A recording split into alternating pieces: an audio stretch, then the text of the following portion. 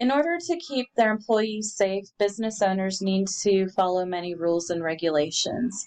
When they're looking into various workplace safety requirements, it's not uncommon to see references to the CDC and also to OSHA. Both of these are government agencies that have a lot to say about keeping people safe, but they are completely separate entities from one another. Understanding the relationship between the two can help to see how processes are developed and to help you learn what types of guidelines your business needs to follow. The CDC is the Center for Disease Control and Prevention. It's an agency within the Health and Human Service Administration that is set up to oversee and plan for diseases that pose a public health risk.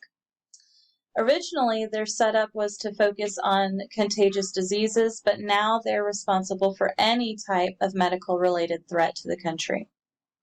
OSHA, on the other hand, is the Occupational Safety and Health Administration, and they're within the Department of Labor.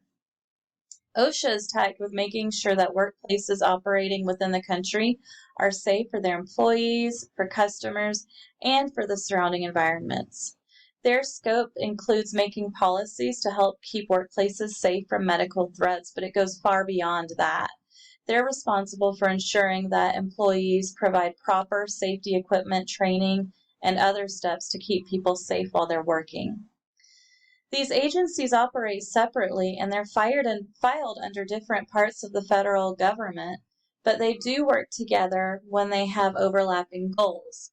The most common example of this is when the CDC discovers a public health risk, such as the COVID-19 pandemic.